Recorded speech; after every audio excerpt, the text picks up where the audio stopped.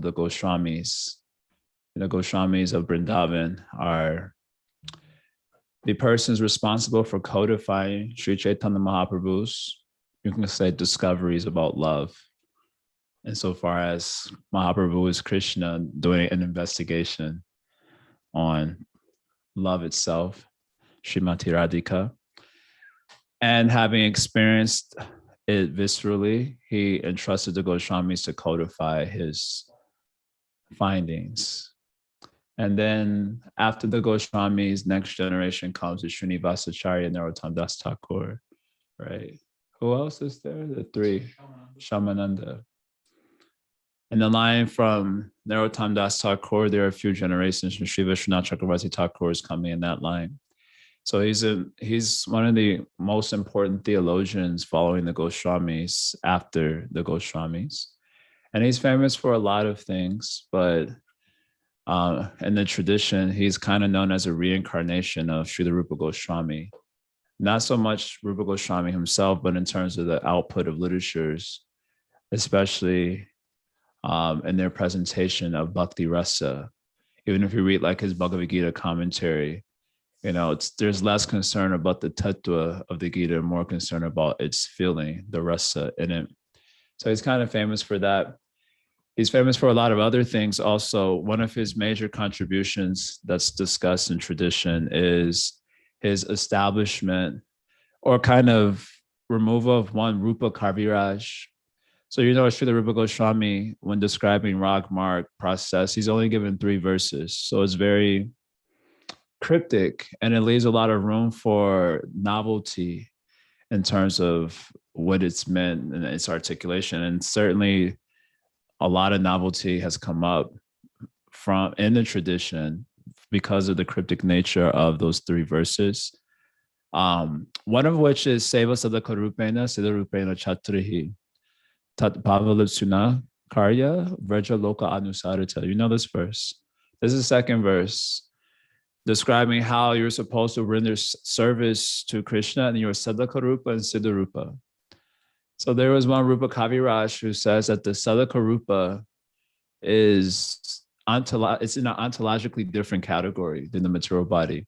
The general way that verse was taken is that you render service in this body, that's called your Sadaka Rupa, and you render service in your mind with a mental form, following the Brajaloka. Brajaloka Anusarita means to follow the residents of Vrindavan. So you should follow them in your body, you should follow them in your mind also.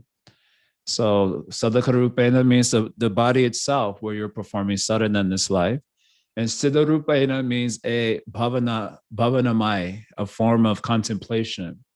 So one would, for example, if you were following Gopi Bhav, in your mind, you will see yourself as a Gopi and with certain, well, actually, I'm not going to say there isn't much detail. And this is what makes for novelty and understanding.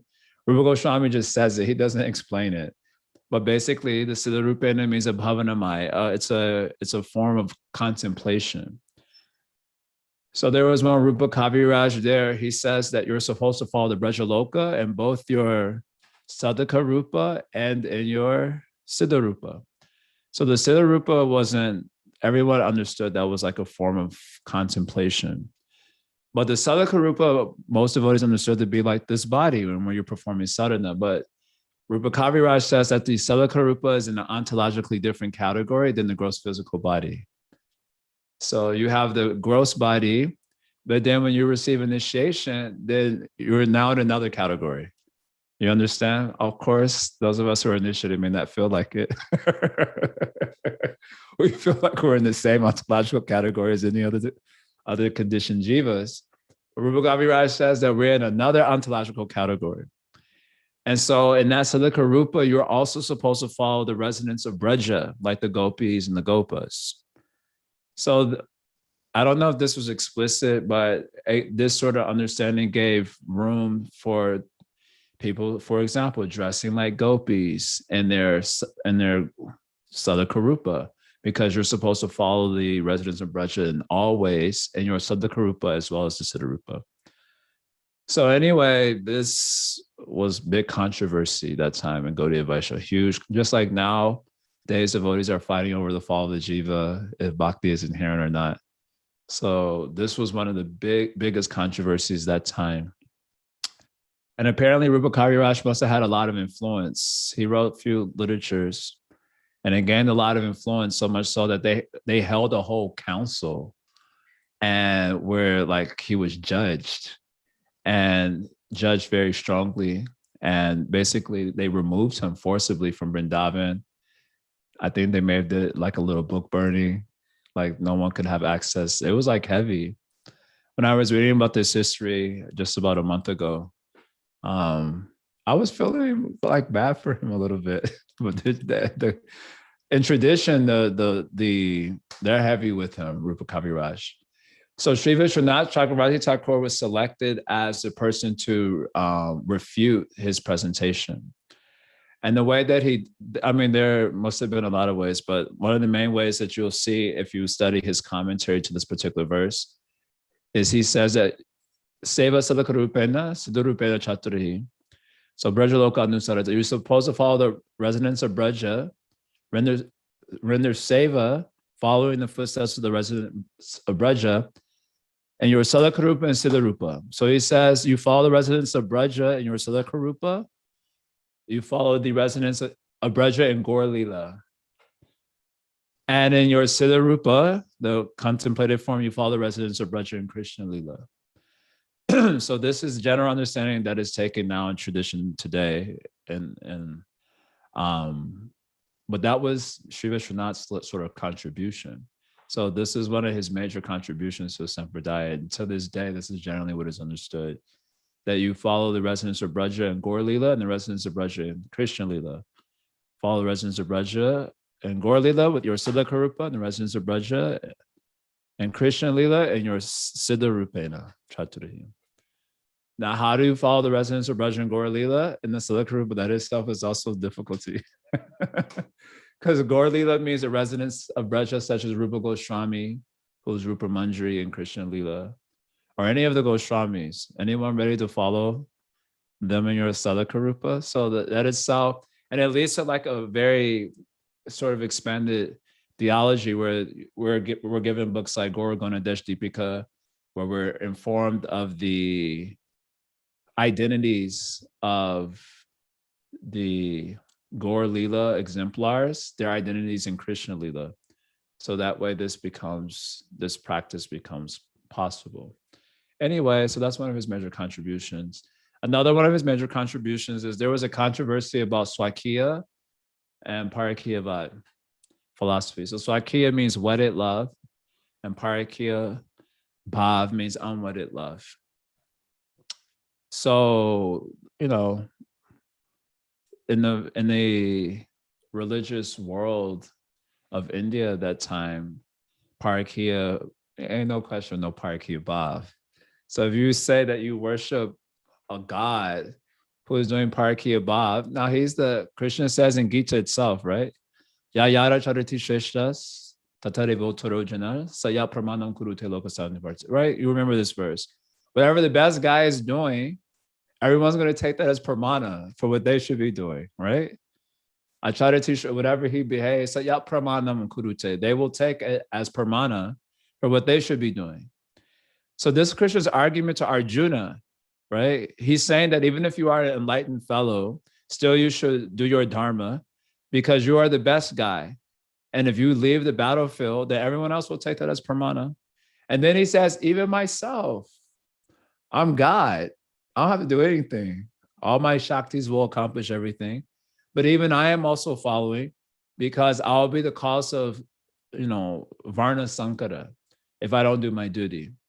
So he's saying, I'm the best guy. And I know people will look at my example and take it as pramana. So he's doing this. If he's enjoying with the gopis and unwedded love, that will be taken as pramana for what everyone should be doing. Then that leads to a problem in the social structure, right? So a lot of pious people at that time, they took issue with this Gaudiya understanding of Parakya Bhav. So Srila Jiva Goswami wrote one commentary to Ujjvala Nilamani.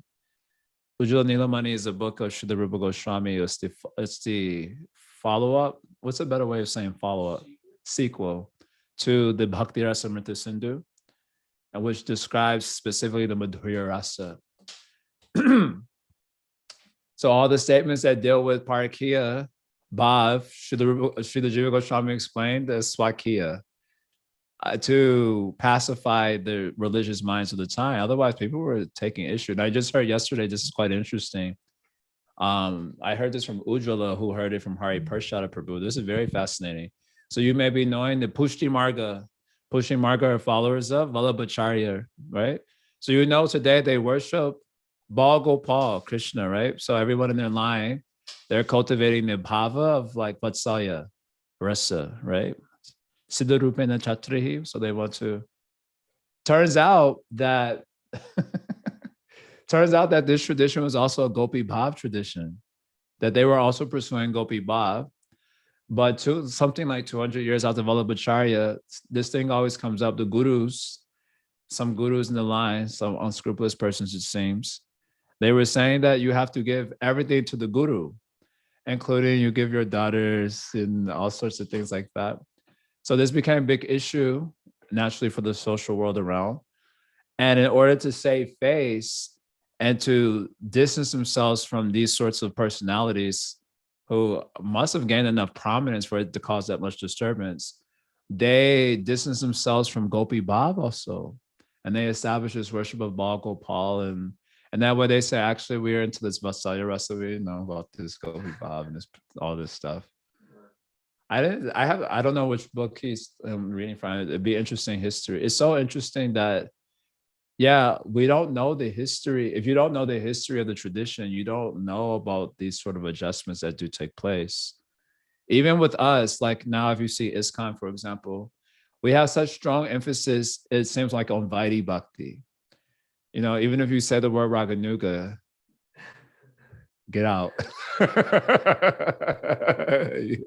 Immediately you have to leave the ashram. The ashram closed down. If you just say the word Raganuga, you get into trouble. So there's a lot of strong emphasis of Vaidhi Bhakti and ISKCON. Well, why that development is there? Because our tradition is a Ragmarg tradition from the very beginning. Even if you read even CC, you know, Prema Rasa Niryasa Korite Aswadana Ragmarg Bhakti Lope Karite Achara Prachara Rasika Shekhara Krishna Parama Karuna Dui Hetu. I'm forgetting the last line in the verse. You know this verse. So when Krishna comes in this world, he wants to do two things, right? Well, you know, Paritranaya Sadhu Nam Vinashaya Chadraskritam. So that is regular understanding. That's for the normal folks. But Gaudiya, as we say, that Krishna has an antaranga vichara also for coming, right? Inner reason for coming. So his inner reason is to taste prema rasa. Prema rasa swadanam. He's taste the prema rasa. That specifically means, of course, he wants to experience Srimati Radhika specifically. And then after tasting that, prema rasa nirasa karita. Ragmarg bhakti loke korite prachara. Then he wants to preach Ragmarg, by which you can come to that experience also, right? So Ragmarg means Raganuga Bhakti Sadhana, the path that leads to that prayojan in Braj. And for this reason, Rasika Shekhara Krishna Parama Karuna. Krishna is called as Rasika Shekhara and Parama Karuna. Rasika Shekhara means the connoisseur of rasas, right? He's tasting the different rasas. And Parama Karuna is supremely merciful. So he's supremely merciful because he is distributing Ragmarg, right? By which these low jivas can get this high thing. So it's called as Parama Karuna. Of course, he didn't do a good job in Krishna Lila, so he comes back in Gaur Lila to do a good job of that, right? You got this thing. So Mahaprabhu, sorry, I'm losing my train of thought. Anyway, so this is our sampradaya. We want to distribute this Ragmarg to everyone. But but because of discrepancies along the way, Sakala Neha Marata Yoga Nashipanantapa, with the great passing of time, things degrade, right? Yoga Nashta, the destruction of yoga, or the covering of the teachings of yoga. So some unscrupulous persons must have appeared in Gaudiya Vaishnavism. So Srila Bhaktivinoda Thakur appears, Srila Saraswati Thakur appears, they challenged them. And particularly Saraswati Thakur appears to emphasize appears like a more Vaidhi-oriented application of bhakti, right? So, and then Srila Prabhupada, he, what do you call it? When he starts ISKCON, he's basically exporting Srila Bhakti Siddhanta's movement into the Western world, almost exactly the same. So there appears to be an emphasis on Vaidhi Bhakti, right? So everyone, Vaidhi Bhakti, you have to do Vaidhi Bhakti, and Raganuga Bhakti, you respect from a distance, but you don't do it, right? So this is all coming, why I'm saying this point. This is a historical development. And if you don't know the history, then you just hear from your guru, right? Without you don't know the full context. So you don't know why he's preaching what he's preaching. Right? Everyone just, all of us, we just assume that we understand the preaching of Guru Dev, right? Even today, you see Prabhupada disciples, you hear, who is Prabhupada? You ask for a Prabhupada disciple, you get one image, you ask another one, you get another image, right? Of course, everyone's telling according to their subjective achievement. But all parties must assume, would probably assume that they understood the preaching, which they probably did to what degree, we have understood though. And if you don't know the full history, you don't know maybe the full context of the preaching, why this certain thing is emphasized at this particular point in time and so on, right? You got what I'm saying there? So this thing happened earlier also. So Jiva Goswami, he's explaining this Parikya Bhav in some other way. And he has one shloka in the very outset of Ujjvala Nilamani, that some of these explanations is to satisfy others, and some of them is what I actually think. So the ones that are consistent, those are my thoughts. The ones that are inconsistent, that's for others. So Sri Vishwanath Chakravarti Thakur was like, thank you, because when he was writing commentary, he was thinking the Swakiya Bhava as the Siddhanta is not correct. But Jiva Goswami is telling, how can I challenge Jiva Goswami? He's like the Mula Acharya, the root guru of the Sampradaya. He's the founding Acharya. Like we like this word, founding Acharya, right? So founding Acharyas of Gaudiya Vaishnavism are the Goswamis, right? Specifically, Sri Rupa, Sri Sanatana, and Sri Jiva. And as far as like the philosophy part, that's mostly Jiva Goswami.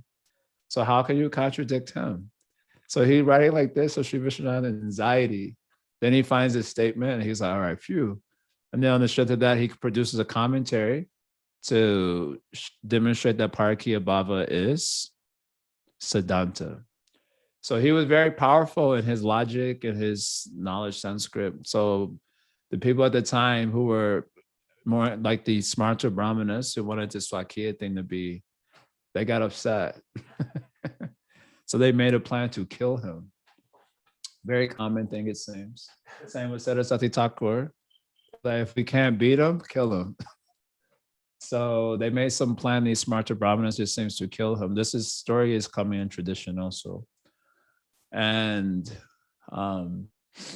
so when they knew he has some sadhana, that he would rise early in the morning and he would walk and do like parikram early hours of the morning. So they said, yeah, that time we'll take him in some dark place and finish him off.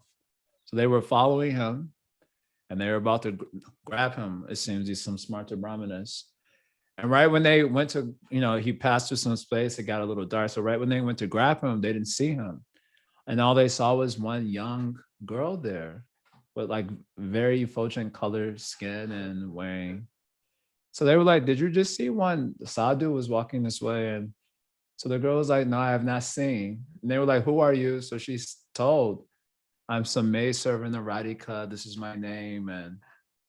And then after telling that, their hearts became so soft just seeing this like beautiful young girl. And they were just moved to tears. And then suddenly, they closed their eyes and suddenly Sri Vishwanath is standing in front of them. So they surrendered to her. And they asked for forgiveness. They said, actually, plan was to.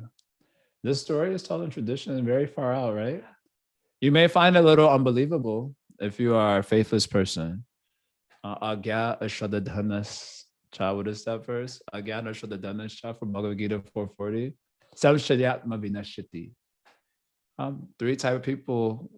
There are three problems with this Krishna consciousness that people have. Agya means you're just ignorant. You just don't know anything. You're just into the sense gratification. Another one is ashradadhana, faithless. You know, but you have no faith in it. And the last category, which is most of us, samshayatma. Samshayatma means doubt. You're like, yeah, I'm inclined to believe, but I have a doubt about this one. This is a little far out. Sounds like some mythology. And the Krishna says for the doubting soul, there is no happiness in this life or the next. It gives that category, worst category, right? But you'll see, even in recent times with Srila Gaur Govinda Maharaj, they have a book of his pastimes. There is one, When Good Fortune Arises, that's one book. And there's another smaller book. I don't remember the name, but I've read it. So they were telling some of his pastimes in the final days, and some of the servants were telling how his body literally transforms. And I'll just leave it like that. It's very far out, but saying how his body is transformed and it appeared like a gopi, like a woman form. Take it or leave it. But if you leave it, you'll be destroyed. So Shiyatma be Nashiti.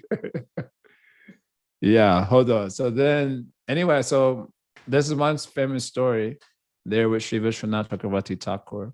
So he's written so many books from his youth all the way throughout his life. He's written so many books glorifying, Krishna consciousness. And one of these books is Madhurya Kadambini.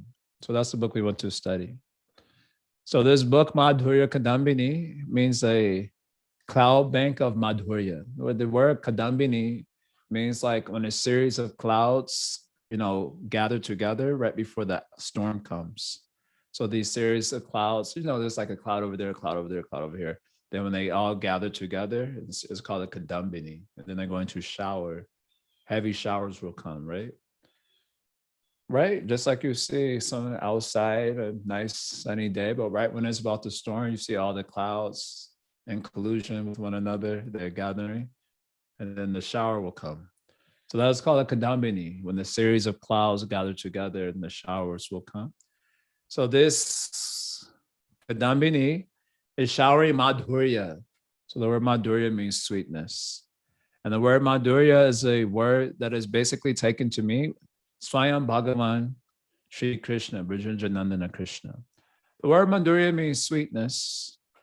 And I'm saving, there are a lot of shlokas. There's a super technical, I wasn't going to get into it because it's just like everyone will sleep, already having a hard time staying awake.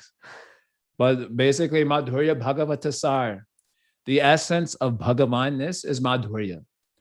Usually when we describe Bhagavan, we describe him in terms of Shad Purna Aishwarya, right? These 6 Aishwarya in completeness, right? He's the most, what is it? Most, has all knowledge, all wealth, all beauty, all renunciation, all strength, all fame. So 6 things are there. And we say, Bhagavan, this is Bhagavan. But the essence, Madhurya Bhagavatasara, the essence of Bhagavanness, Bhagavanness is Madhurya. This word Bhagavanness. Because all the forms of the Godhead have Bhagavanness in them, right? But from where that Bhagavanness is coming, that quality of Bhagavanness means the quality of Bhagavan. So do you have Bhagavanness in you? You have Bhagavanness in you? But these avatars, they have Bhagavanness in them, right? So from where this Bhagavanness is coming? So we say in our philosophy is coming from Krishna, right? Ete chamsha kala punsam. Krishna's tu Bhagavan Swayam, right?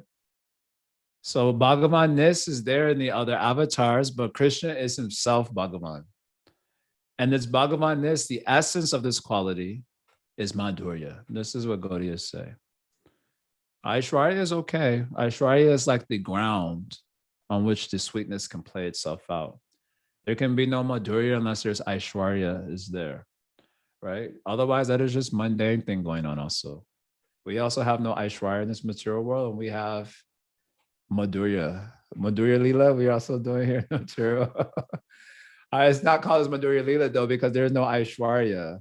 We are broken souls in complete ignorance. We suffer from beginningless ignorance, right? Anadi Bahar, Krishna Buli Se Jiva Anadi Bahar Mukha. So when we do our Madhurya Lila, you go to hell. Practically, literally, even in a lot of cases, or you make the world hell. So there has to be some Aishwarya there for the play of the Madhurya to go on. But the essence of Bhagavan is just Madhurya. So in the Taittiriya Upanishad, for example, it is saying that God is Rasa Vaisaha. He is Rasa itself. Rasam he vayam lado anadi bhavati. And if you attain that Rasa, Swarup Krishna, then you attain ineffable bliss like this. So the essence of Madhurya is Bhagavan Sri Krishna. That is, Madhurya means basically it's referring to Swayam Bhagavan Krishna. Some of these shlokas could be quoted. I was thinking of doing that also, but might be a little boring. So I didn't do so much here. So this is the essence. So this Kadambini is showering Madhurya. Showering Madhurya means it is giving Krishna. That's basically the idea here. Because only if you experience Krishna can you experience sweetness. That's the basic idea. Otherwise, everything becomes quickly rotten. Minus Krishna, everything is rotten very fast. Just like people go after the love relationship, for example. It's so exciting in the beginning. In your head, you have so much hope. One verse shloka I always like to quote, Kutra Shisha Shruti Sukha Megatrishni Rupa. So Prahlad Maharaj is praying, where is happiness in this world? Huh? Imagination. Yes. But he says the happy Kutra Ashisha, the happiness is in Shruti Sukha, in hearing about it. When you hear the Shruti Sukha, Megatrishni Rupa, then your mind starts giving it. Megatrishni Rupa means like the deer chasing the mirage in the desert. So you hear, the mind would then create the images inside. And the image is like, wow. You just relish the image. And images are powerful, right? They're not a small thing. We have so many terrible images in our head. Just like sometimes you try to go to sleep, it's 10 o'clock at night, 11 o'clock at night, and you lie down, the images come inside. You can't get the rest because of the images, isn't it? Images are very powerful. And the whole modern world is based on injecting these images in the mind to keep people very much arrested in terms of their potential. Right? You see, like I always joke when I'm in New York, I remember I was walking behind this young, they literally must have been like 12 years old, like 12, literally. And the girl was saying, I love you so much, blah, blah, blah. And the guy was saying, you mean the world to me. And I was like, from where? I'm like, shut up. You know, not what you're talking about. But then it's like, oh, the images, they've seen something, some teeny bop, you know, TV series they've seen. They inherit the images and they inherit the scripts. And then keep true bound. It's very hard. So Prahlad Maharaj is telling like this, the happiness is in you hear the Netflix and you get the images in the script. And Migrachishni Rupa is creating some imagination. And then you keep chasing, like the deer chases the mirage in the desert. So you keep chasing those images. But what is the actual experience? Because a mirage is just a promise of water. It's not actually water. So the image is the promise of happiness, but it's not actual happiness. So in this way, the jivas are suffering so much because they're minus Krishna. That's what point we're making. So Madhurya Kadambini, they shower clouds that are giving the Madhurya, which means giving Krishna. Only then the soul can be happy, otherwise not happy. What is the sixth verse of Sri Shashakam? Nayanam Galada Shudharaya. Gagada Rudhaya Gira Pulakir Nishutam Vapukada. Tamane Nama Grahena Bhavishati. I'm messing up a little bit there. So this verse, murmur tears of joy. A lot of tears are coming, even now. But the tears of ecstasy from Bhav Bhakti, Nayanam Galat, well, when they, shower down my face. And so Mahaprabhu giving commentary to this verse to Ramananda Roy Swarup Damodar, he says this thing. He says, without love, premina, without love, then life in this world is vyarta. Vyarta means useless. Daridra jiva, and the jiva is impoverished. Premina, something vyarta, daridra jivan. So therefore, Lord, engage me in your service and give me prema as the salary. That's such nice verses there. You can see it on Chalila chapter 20, verse 37. This verse is very nice. Without vina, without prema vina, then life is vyarta and you poor, broke. Dravida jivan, poor jiva. Just like Srila Bhakti Siddhanta says, the Mayavadis, they like to call each other Daridra Narayan. He said, you are not Daridra Narayana, you are Daridra Jiva. You're not poor Narayana, you're poor Jiva. Why are you poor? Because mine is prema. No, mine is beatitude. So therefore, Lord, engage me in your service with prema as a salary. So you want something, you want salary also.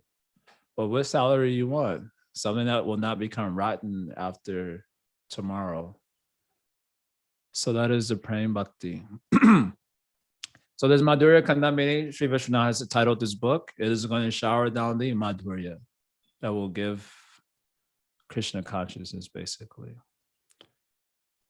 So this book, another point. So this book, what this book wants to do, and I share my screen with this one. He takes the, you can say 9 stages, or maybe you can say 10 stages. Let's say both, of development of bhakti from beginning to perfection, from sadhana to sadhya.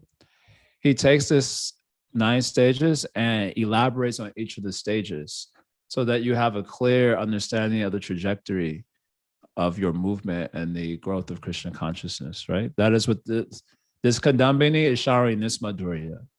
What is that Madhurya? The Madhurya that explains the psychological landscapes that you have to cross, the thresholds that you have to encounter and cross beyond on your journey to prema. So you know this shloka. I'll show the screen here also. Adhao Shradatata Sadhu Sangha Tabhajana Kriya. You know these shloks? You just know the stage. Tato Narta Nivriti Shat. Tato Nishta Ruchi Stata. Ata Sakti Sato Bhava Sata Prema Bhyadanchiti. Sadakana Mayam Premna Pradurbhave Bhavekrama. So these are 10 stages. I like to say 10 stages. We normally hear 9. But Adao is a stage 2. Adao means in the beginning. So in the beginning, there is Sadhu Sangha. That is the meaning of Adao. In the beginning, there is Sadhu Sangha. That's called the first Sadhu Sangha. From that Sadhu Sangha, you get Shraddha. That is second stage. Then after that, Tata, there is Sadhu Sangha again. This is called the second Sadhu Sangha. The second Sadhu Sangha, I say Guru Padashraya.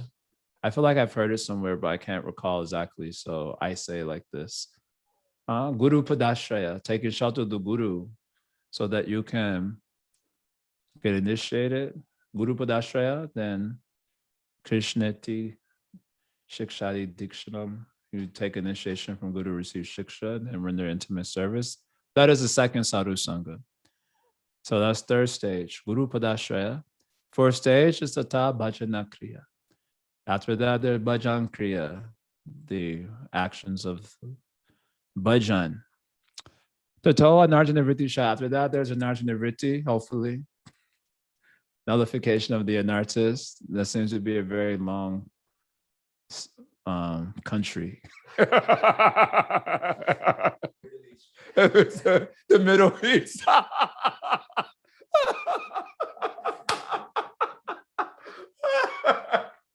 Oh my God, that hits me heavy because I have a little bit of the Islamophobia problem.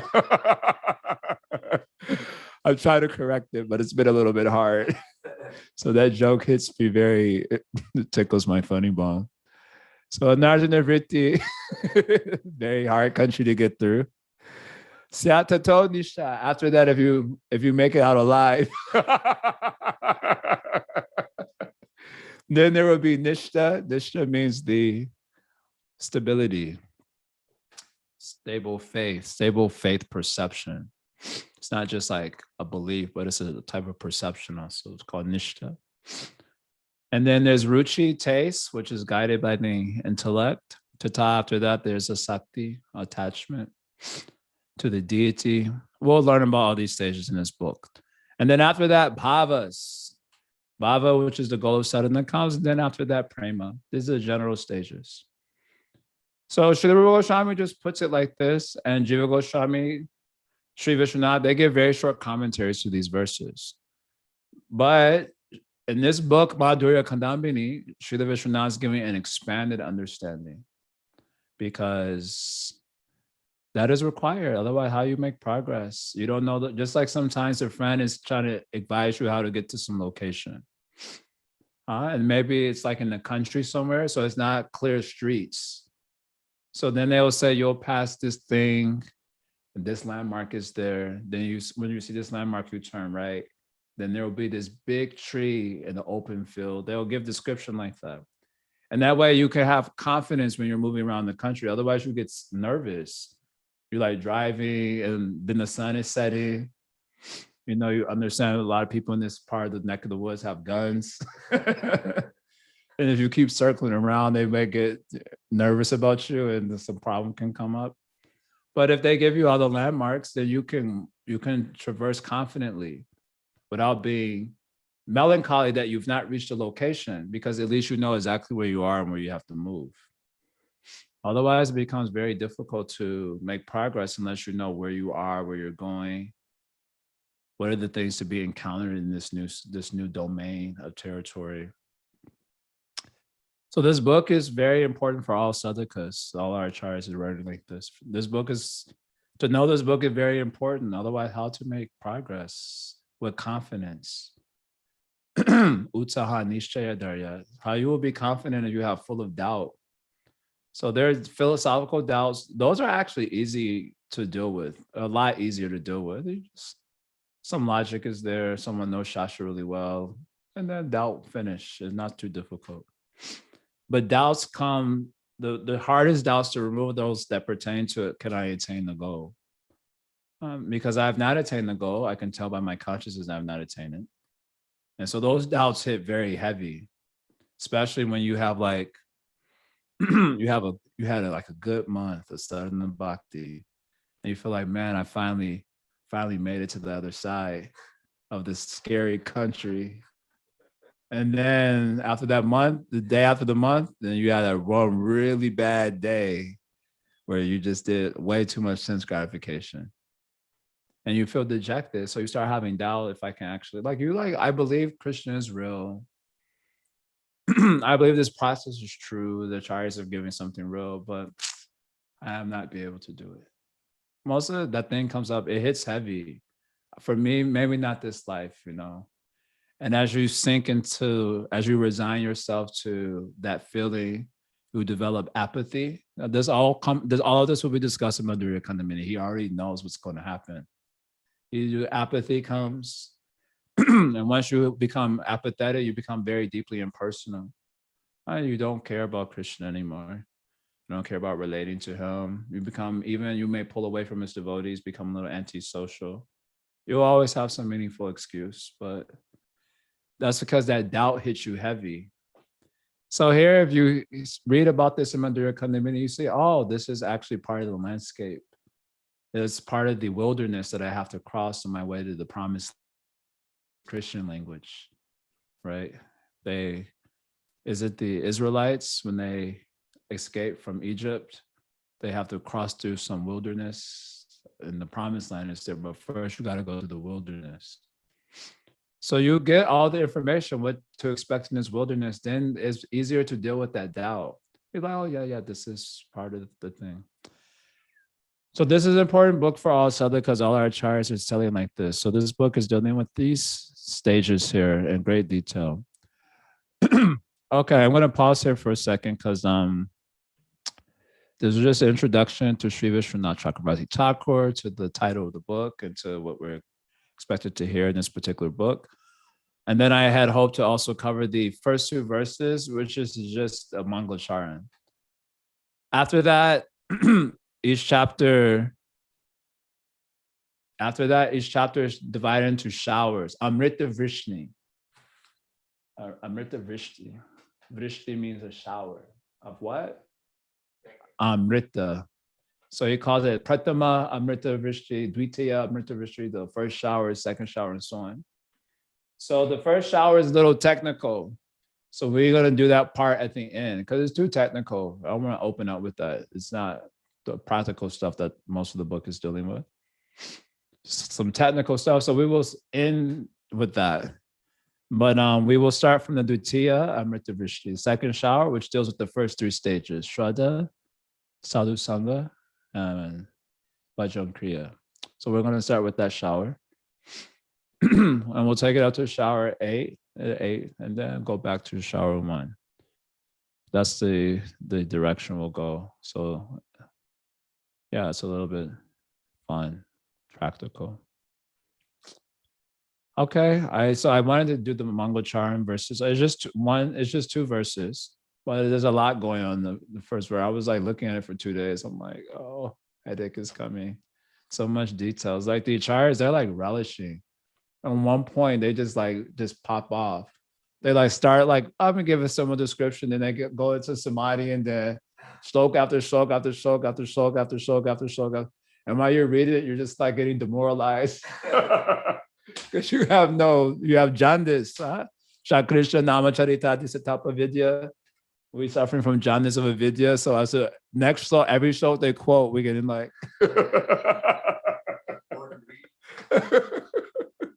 you're getting discouraged. Like, stop. I can't take it anymore. So a lot of the commentaries are really just like, they just get so, you could probably see it. They're getting ecstatic. And so it was a little bit tough for Jaya Jagannath Das to go through. Took 2 days. There's a lot of information there. I'm obviously gonna, distill the essences because of lack of taste, but I hope get the main points. But I think I'll cover it tomorrow just because of time. It'll take a little bit of time. Maybe, I don't know if anyone wants to ask anything, and I obviously didn't hear so much today, but maybe you have something you'd like to add. Tamir. Hare Krishna, JJP, Dandavat Pranams. So glad to have you back. I was referring back to your preface in one sense, and I'm curious if you don't mind commenting, also correcting me if I'm incorrect. I had heard that there's kind of like 2 schools of, I guess, acharyas, and you can follow one or the other in the sense of that, not that their philosophies are different, but you mentioned a little bit of how I think Jiva Goswami, I'm sorry, I'm very bad with names, who wrote this had mentioned that whatever's consistent is my thoughts, whatever's inconsistent is pleasing others, including, say, Jiva Goswami's thoughts. But I heard these 2 kind of lines are the Goswamis, and then the other line is kind of Bhaktivinoda Thakur and some of these other acharyas. I don't know if this acharya falls under that. I think you have to get the context. I think you're talking something else. The Goswami is only one school. We only have one school that's there, Parakya Bhav. And one song is there by Kaviraj Goswami, Jaya Radhe Jaya Krishna Jaya Vrindavan, right? So the penultimate verse there, he's glorifying Rasa Leela and glorifying his Parakya Bhav, which was distributed by the Goswami. So he's a foremost disciple of the Goswamis, right? He was the first, basically. Even before Srinivas, Acharya, Narottam, and Shamananda, there's Krishnadas Kaviraj Goswami. You know the story. They had the books of the Goswamis in one crate. And then they were traveling. They were about to do book distribution. All the book distributors, they love to quote this. They love to quote this because, we kind of make fun of the book distributors. They don't really know the tattva. They kind of simple and, not deep. So they like to quote the first book distributors were Srinivasa Acharya, Narottam Das Thakur, Shamananda. At one point, there's this crate of the Goswamis that just got stolen. Srinivasa later on recovered. It's a long story. There's actually a very beautiful story. But later on, Srinivasa Acharya recovered it. And because there was one king there who has some astrologers, it seemed like all these kings had these astrologers that knew when people were carrying wealth and then to plunder them. And to think people think the government has given up these ways. This is an old thing. This is a very old classic thing. All these governments, so many stories in Gaudiya Vaishnava, these governments, the kings, they had astrologers. They would know someone's coming into town that has some wealth. So the Srinivasacharya and Narottam Dasur Shamananda, they're traveling with the wealth of the distilled knowledge of Mahaprabhu in this crate. So this king was alerted to it. He sent some gundas out. They robbed them, took the crate. And Srinivasacharya was like, don't worry, I'm going to find it. So they split up this time. Srinivasacharya ends up going to this kingdom. One scholar is there. Srinivasacharya like defeats him in public. So the king's like, yeah, man, you're the real thing. So he makes him like part of a more intimate, like ministership or something. Later on, Srinivasacharya was given, he heard about, the king was like, yeah, there's some wealth that we stole. And I don't know if he told it like that, but you can come and see. And then they found the book crate. And they said that at the top of the crate, because as all the Goswamis and literatures are in that crate, and then at the top, although it was not at the top when they started, when the crate came up, the book that appeared on top was Chaitanya Charitamrita. You hear this story. This is another story that comes in tradition. And the commentary that comes when they tell the story is that this was the essence of all the Goswamis' teachings. The cream of it was put in this Chaitanya Charitamrita because he is a foremost disciple of the Goswamis, Kaviraj Goswami. So that is our school. And Srila Bhaktivinoda Thakur also in that school. He's not in another school. So I don't know what you have heard exactly. You may have to find out specifically what you have heard. Thank you. Well, I think you took I coming back into your classes, I have to be very exacting about my wording. But you took what I said. Mine was such a rudimentary understanding you took it to a completely different level. I apologize. I just want to try to refine it a little bit more. It's not that there are different schools of thought, and I know that's a very particular. It seemed to have been that their way of explaining things or what they're essentially, the speaker was saying that we should follow Bhaktivinoda Thakur in this set of acharyas because the Goswamis were preaching to a higher level person at the time. We were degrading even more, that we can't actually understand what the Goswamis are actually preaching. And therefore, the Bhaktivinoda Thakur and that set of acharyas have kind of re-explained it and making it more applicable to sadhakas today. And so it's almost like just follow that sect, this group of acharyas versus the Goswamis, because we can't even really understand what they're saying or preaching. That represents an opinion of an individual. So that is their opinion. That is not everyone's opinion. So if you want to follow that, there is no problem. But I like to hear about the Goswamis too. Yes, I know you're a stark follower of Jiva Goswami. But then this so many prayers, the Nam Sankirtan, H.I. Gosai, Kori, Charada Vadan, right? That the foot dust of the Goswamis is my food stuff. When will I be able to hear their works and associate with them? So many prayers like this. Shah Goswami Ashtakam, so many. So this is representing someone's opinion. So if they don't want to hear it, that is okay. They don't have to. But they should have stopped me from hearing. Like Denukasura, he was in the Talavan forest, the nice fruit is growing. He himself is not taking the fruit, and he won't allow anyone else to take. So Srila Bhaktivinoda Thakur himself is given this in his Krishna Samhita, that these people, the Braj Bhakti is being talked about, they themselves won't touch it. And then if you say, okay, I'll go, they attack you. They won't allow you to touch either. So there's a Denukasura mentality comes up sometimes. I'm not saying this devotee, of course, per se has that thing. But that may just represent his own subjective understanding or appreciation. It's not like a rule of thumb to be followed by everyone.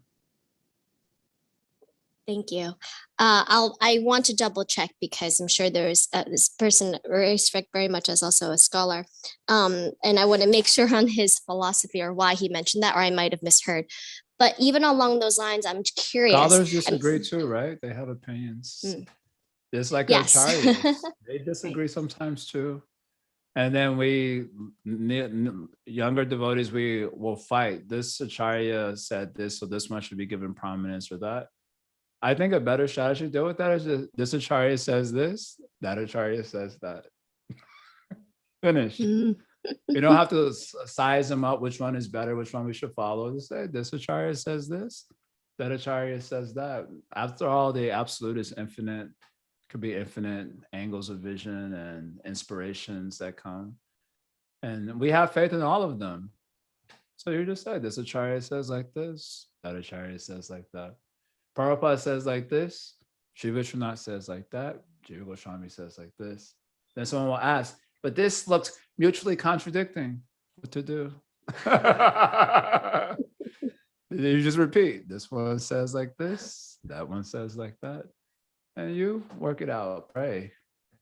You can pray to all three of them. Hey guys, you're confusing me a little bit. Y'all saying three different things. Another thing that Sri Vishwanath Chakravarti Thakur is famous for, I didn't mention, because there's so many things there, but he's famous for his commentary on Kama Gayatri. One book is there. But the story goes that he was reading Kaviraj Goswami, Chaitanya Charitamrita, and Kaviraj Goswami mentions that there's 24 and a half syllables on Kam Gayatri. So Sri Vishnu is a half syllable. So he was consulting so many Sanskrit works and books, and he couldn't find what is this half syllable. And he was trying to take it in one way, but if he took it in one way, that would constitute some sort of contradiction. But he was like, Kaviraj Goswami can't be wrong. So he was in such anxiety about it that he decided, I'm going to commit suicide. He was so happy. He said, I'm going to give up my life because Kaviraj Goswami can't be wrong. So he's saying 24 half syllables are there, but what is this half syllable? I can't find it anywhere. So he had decided, I'm going to commit suicide. They're so intense. So he went to sleep that night, and Srimati Radhika comes to him in a dream, and she's playing him like, relax, it's okay. And she tells him that Kaviraj Goswami has read this particular book, and that book he is given this understanding. So Sri Vishwanath wakes up, he discovers this particular book, and then he's able to reconcile everything, and he experiences great joy. So like this, sometimes you have to pray. So acharyas are saying so many things, we're getting confused because we depending on intelligence to understand everything. So that dependence is a little dangerous because intelligence is very limited in its ability to understand. Because it's also composed of prakriti, how much it can understand. Actually, your shraddha takes you further than intelligence can ever take you. Because shraddha is nirgun shraddha, right? The shraddha that is given by sadhus is nirguna. It's of the same quality as that spiritual domain. So that can take you a lot farther than your intellect can take you. Because intelligence of this domain, prakriti, so it has certain limitations upon it. Whereas your shraddha is, if you got real shraddha from sadhu, then it is of the same quality as that domain. It can take you further.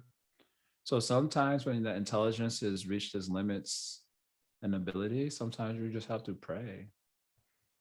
Go to the altar and say, I'll commit suicide. Okay, we're not going to say that because even the Lord would be like, come on, man, you ain't that serious. But you have to pray. Sometimes you just pray to these personalities. I don't understand. This seems like contradiction. What to do? For me, it's not like a big deal. I was like, this sadhu says it, the other one says that. They're all going to lead me to, I accept that they're all taking me to the land of Vrindavan. So like aunties and uncles and well-wishers, grandfathers and so on. So I just say like, this one says this, the other one says that. Be happy. Thank you so much. That was amazing. If I could round out this topic, in one angle, I think what you're saying, and it makes sense, is that there's so much nectar and we're limited by our intelligence. And in one sense, you could say how, maybe it's true. We can't completely understand what the Goswamis and even these exalted acharyas, what they're teaching. But if you go along that kind of thought of, the Goswamis were preaching to such a higher level of human beings in society and just, sattvic, group, how can we truly understand what they're saying? And then you take these, even Bhaktivinoda Thakur and these acharyas, what you had mentioned, that there was this controversy of you should physically, be in that kind of mood as a gopi, and psychologically. And I think this led to is it the Sahajas, or those who are pretending to be like peacocks? They thought they were peacocks. I mean, it just, these esoteric topics we can't fully comprehend. And if that's always going to be a problem, then it's who can we listen to that we could actually and maybe the answer is Srila Prabhupada. I don't know if you have a thought around that, because it seems like at every point in time, at least what's been presented, it can be misconstrued, misunderstood. And so who is that acharya that one can actually, maybe there acharya is Guru Dev. Seek and you shall find. Knocking the door shall be open. Asking it shall be given unto you. There's a Christian prayer. I like this prayer though. Seek and you shall find. So that's the question that guides spiritual life, right? Etavaneva jignasam. Jignasam eva. Tata jignasa atmanaha, jignasu atmanaha. Chatushloki, you have to inquire up to this point, an investigative inquiry up to the point of praying. So seek and you shall find. So you will have so many questions, and this is part of the questions that come up. What is Rag Bhakti? How do I attain it? All these questions will come also. So then knock and the door shall be open. So who you shall knock? You knock this guru, that guru, you'll knock. Some Vaishnava who can give clarity to the answers, right? Tattva jignasu natmanaha. So this means this tattva has to be inquired from the guru. If you see the commentary on this Chatushloki, this is verse 36, 2936. So you go to the guru to ask the question. So there's Diksha Guru, Shiksha Guru, Shravan Guru. So many will be there that come up in your life fortuitously by grace's kindness upon you. Then you knock on the door with your question. Ask and it shall be given unto you. Right? Ask and it shall be given unto you. So you want to understand, if you really want to understand, then you have to, actually, we were hearing the other day from our friend here in Ypsilanti. He was saying that, quoting I think also some Christian, someone, saying that there's nothing more powerful in spiritual life than a question that's unanswered. And I really appreciated that. Given that inquiry is the sum and substance of spiritual, I have my own maxim, evolution of inquiry precedes evolution of being. Given that the inquiry is so powerful, is that there's nothing as powerful as a question unanswered. Because if you need that answer, you'll keep on pushing until you can find the answer subjectively, as an experience, and probably before that objectively, like some clarity of understanding. So why we should assume that no one can explain the Goswamis, only Prabhupada can explain? Well, there's plenty of people that exist in the world today itself that can explain. If you're really wanting to know that, then seek it and you shall find it. Knock on their door. Hey, I have a question. Ask and it shall be given unto you. Why you shall conclude that no one knows, therefore I can only read this thing. And even the thing you're reading, you probably don't understand. Because you're limited by your own subjectivity when you're reading. And that is the advantage of going to a living guru. So your limitations are there, but they don't have the same limits that you have, so they can explain. So why we should, you can do whatever you want. It's your life, your spiritual life. But why we should think that no one is existing. Just like nowadays, people say there are no pure devotees. Prabhupada was the last. If you ask the Muslims, Muhammad was the last one. If you ask the Christians, Jesus was the last one. Everyone having the same mentality like this. The last. Sri Gaura Govinda Maharaj, referencing Srimad Bhagavatam Thakur, says, if there were no pure devotees, there would be no sun. The sun will not rise. There are no pure devotees, the sun will cease rising. And if you study Jiva Goswami, Paramatma Sandarbha, the only reason the Srishti Leela happens is because devotees are in the material world who've yet to discover the sadhya. So Krishna becomes inspired, Paramatma becomes inspired to do Srishti Leela, because so many sadhakas are inside, inside Mahavishnu there. So he wants to give them opportunity to attain sadhya. So he manifests the worlds for the devotees. And incidentally, other jivas get to play out their karmas on. That's just incidental. But its motivating factor is the devotees. So why we should think that there are no devotees around who can do this thing? Of course, you can think whatever you want. But if you want to believe that represents a sort of delimiting boundary that you've created for yourself. But everyone may not be inspired to adhere to that boundary. I'm certainly not inspired to adhere. I mean, I've been hearing that sort of thing also since the beginning. But I'm just like, nah, I don't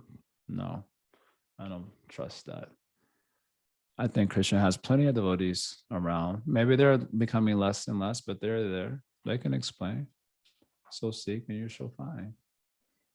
Or don't seek and you won't find also. That is also an option. Thank you so much. That was incredible. Hare Krishna.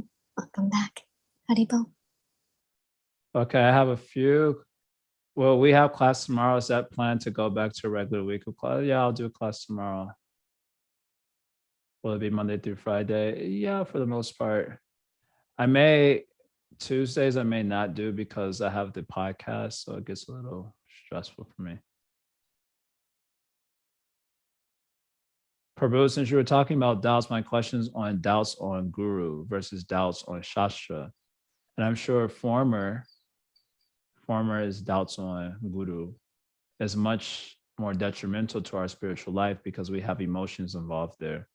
We sometimes start to question how our Guru talking out of the box steps to preach and comes in question.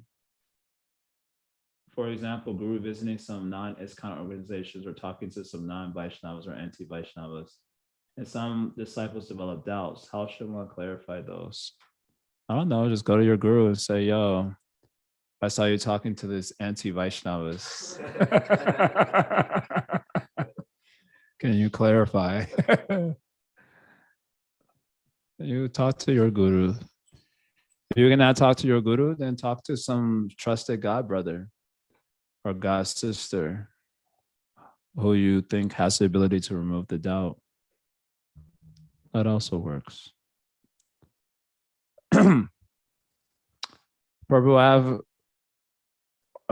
my question is mainly for okay, this is a private thing.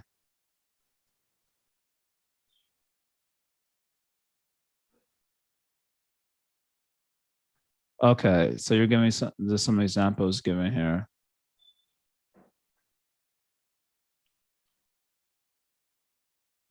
Okay, yeah. I'm not reading the example because it was sent privately, but I guess it's kind of personal. Yeah, this is I'll tell you. There's one example I have is Satyanarayan at the Jiva Institute. So he invites all sorts of people to come there to do programs. All sorts of people. One of the people who helps him to edit his books, Jagannath, is a proclaimed Sahajya. He has a blog that he's been keeping up for years now, decades. He's a scholar. It's kind of a cool person also. I met him. I think he was a Prabhupada disciple, and then he left, joined some other, Lalita Prasad, I think. And then after that left, Lalita Prasad also became a Sahajya.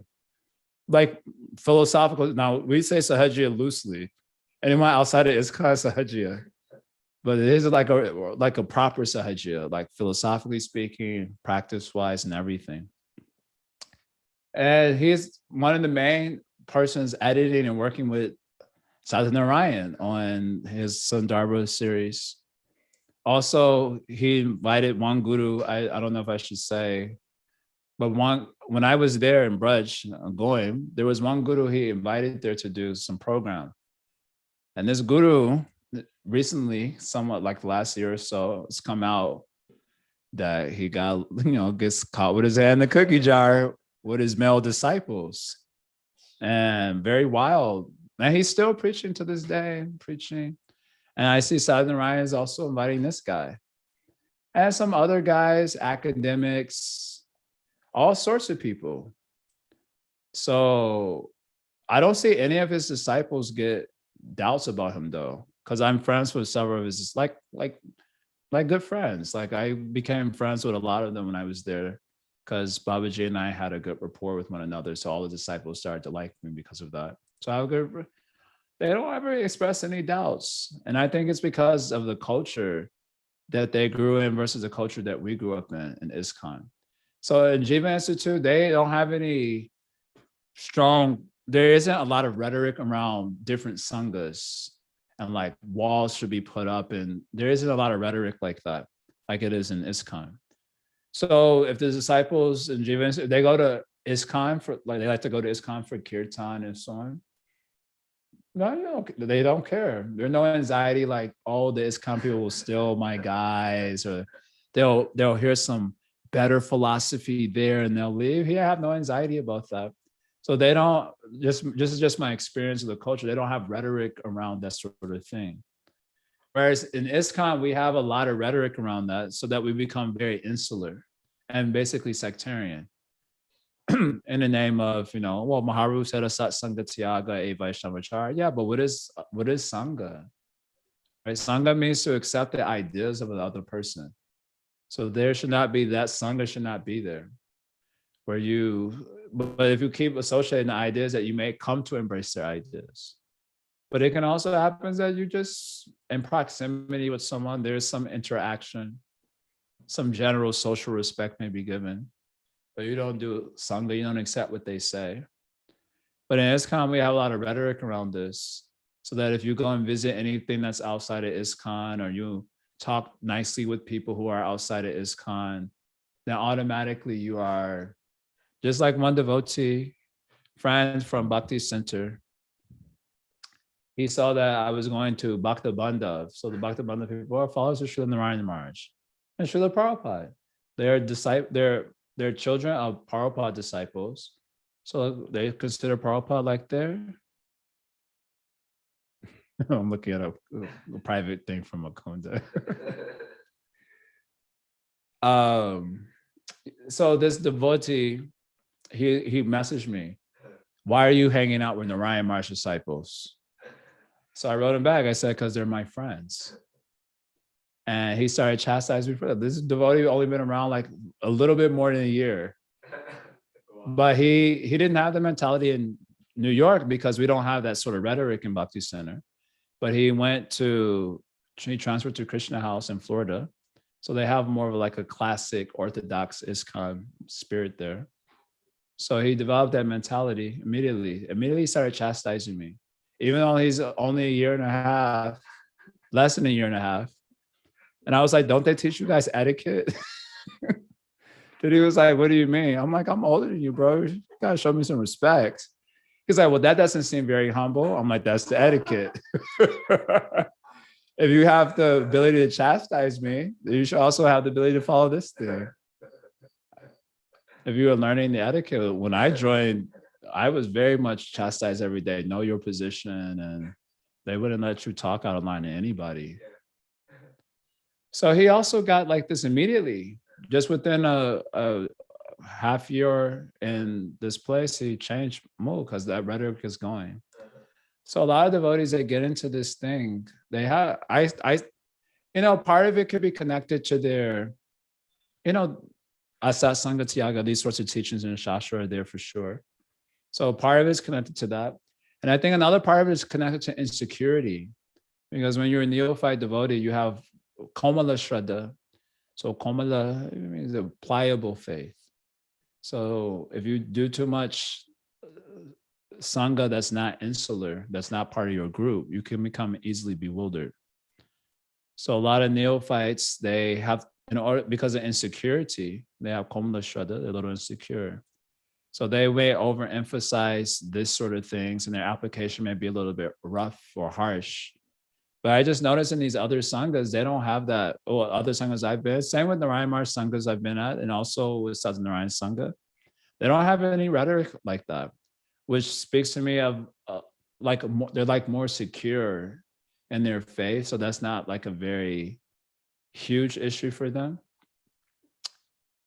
So yeah, if someone is, well, why this guru is doing that, why that guru is doing that, that may reflect their own insecurity, which is a type of suffering. So one may not consider it or take it very seriously. Just ignore. Or you can say also just like, I don't want to have that conversation with you. That's what I had to end up telling this kid. I was just like, I don't talk to people like this. I respect them from a distance, but if you're going to be attached to this sort of subjective, perspective, then I don't talk to you. Simple as that. And I was like very hard on it. So he came to New York a few weeks after this conversation. I saw him, but I didn't talk to him because I said, I don't talk to people who have this sort of mentality. I said, it represents a certain stage of development, which I respect. But I have to respect it from a distance because I'm not going to sit here and argue with you about who I should be friends with, who I should talk to, who I should not talk to. Do you think you're more Krishna conscious than me? I asked him this question also. Do you think you're more Krishna conscious than me? So if you're more Krishna conscious than me, then I have to go on my own journey. And if I'm more Krishna conscious than you, then I certainly have the ability to make my own decisions about who I associate with or invite to do this or that. So sometimes such people have to be respected from a distance. Like they're in their process also. So not everyone can be associated with.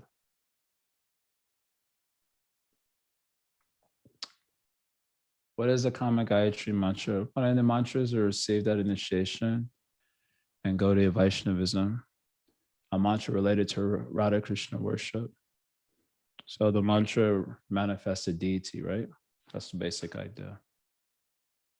So there's the Gopal mantra and then the common Gayatri is there. The two are given together.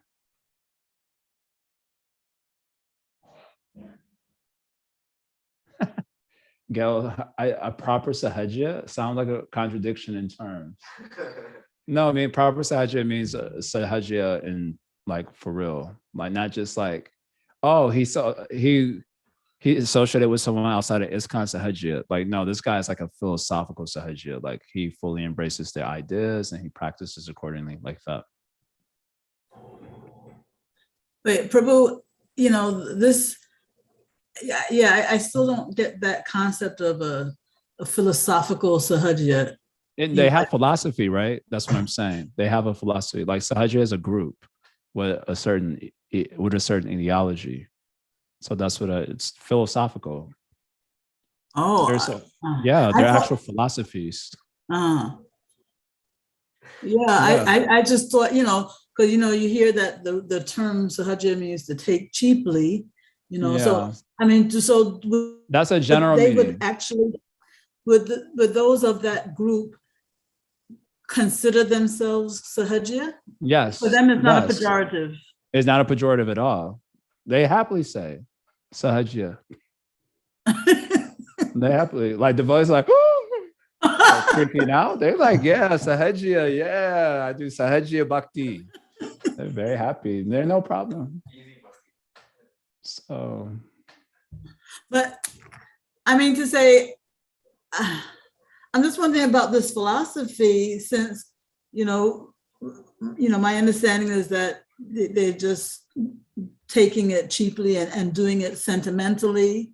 So yeah, that is general understanding. That is an ISKCON take. They just use this word as a rubric for anyone that's not an ISKCON or who doesn't follow in this sort of orthodox way of thinking that's developed at ISKCON. Then they call it a sahajya. And that is just because I think the word sahajya, one of the meanings is like cheaply, so they take it in that way. So they follow like a real legit bona fide process for self-realization? I mean, we wouldn't call it legit, but there's, like I said, there's a philosophy there. And they follow it. They embrace that ideology and they follow it to wherever they go.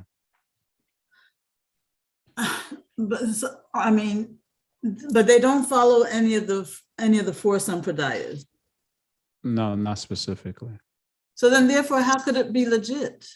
Well, legit. It was used in terms of ghetto talk or millennial talk. Legit. When we say legit, the way I was using the word legit, there was in like colloquial millennial language, meaning like this is something they do positively. It's not a positive for us, but they're like, they embrace it, they're into it. For them, it's fully legitimate. Okay. All right. Just like someone follows Islam, or someone follows Christianity, or someone follows Buddhism, or someone follows Taoism. So there's Sahajiism. That's an actual thing. If someone embraces that and they follow it. So that's all we're saying. Okay. Thank you, I think. We may not, just like if you ask certain devotees, like even including me, we definitely doubt the legitimacy of some of these things. We may doubt the legitimacy of Islam, of Christianity, of Taoism, of Buddhism, of Mayavadi, and this and that other thing, but they are there, they exist, and people follow them. So Sahajiism is one amongst the many things people follow. Mm-hmm. All right. Oh, one last thing, just very quickly, just repetition. The stage in which a person takes initiation, finds Guru, takes initiation, was that the second? We call it second Sadhu Sangha. Yeah. So before Bhajana Kriya. Yes. Yeah. Okay. Thank you. Hare Krishna. Okay, we'll stop here. Thank you all very much. Srila Prabhupada Ki Jai. Gaur Premanandi Haribo. Thank you so much.